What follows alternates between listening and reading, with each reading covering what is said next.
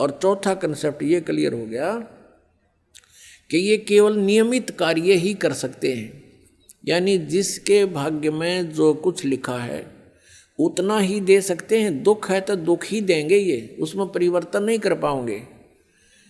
और सुख है आपके भाग्य में तो उसको भी यदि आप इनकी भक्ति करते हो तो निर्बाध दिला देंगे। लेकिन ये कर्म, आपके कर्म में दुख है तो उसको परिवर्तन नहीं कर सकते, ये किसी भी प्रकार के पाप कर्म दंड का नाश नहीं कर सकते, ना संचित कर्म को नाश कर सकते और न ही ये प्रारब्ध के कर्म का नाश कर सकते।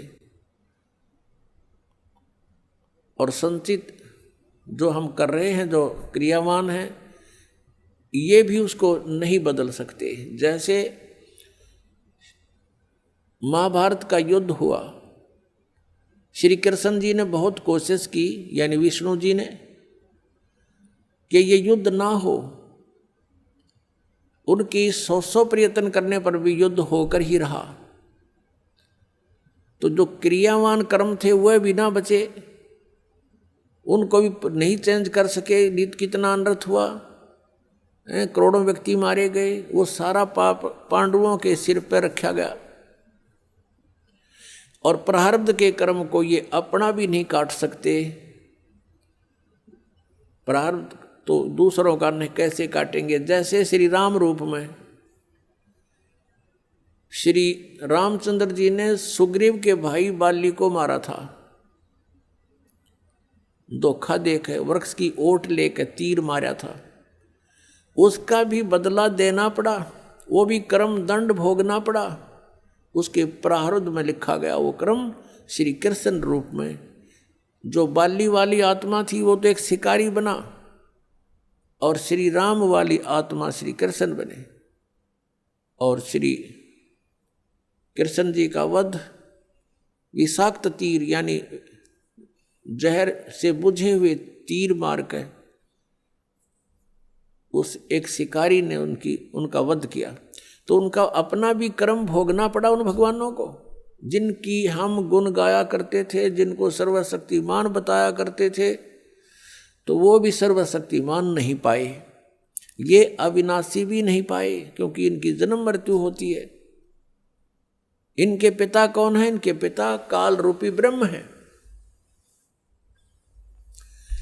पुण्यात्माओं, सत्संग के अंदर परमात्मा की याद दिलाई जाती है, आत्मा और परमात्मा की सतिथि बताई जाती है, कौन से कर्म अच्छे हैं कौन से बुरे हैं ये याद दिलाई जाती है। और आपको जो मिशन से जुड़ता है, जो भगवान चाहता है, उसको स्ट्रिक्टली कहा जाता है कि ये पाप नहीं करोगे, ऐसा नहीं करोगे तो तुम सफल होगे, सच्चाई है ये।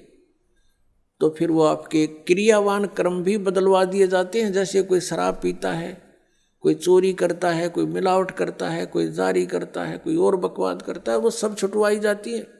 वो क्रियावान कर्मों को भी चेंज कर दिया जाता है। प्रारब्ध के अंदर आपकी किस्मत में कोई जबरदस्त दुख है, उसको भी परमात्मा हल्का करके नाश कर देते हैं।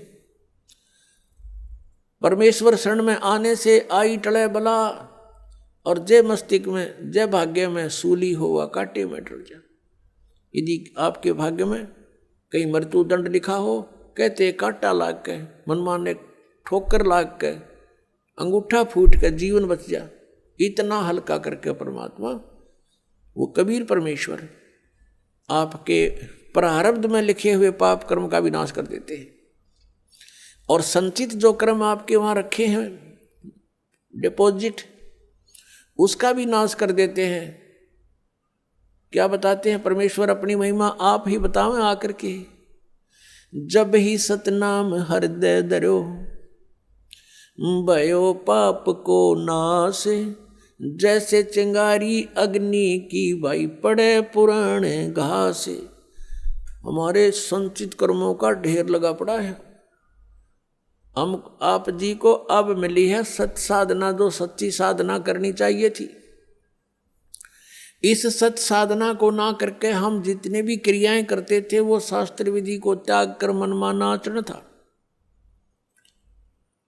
वो भगवान के विधान के विपरीत था।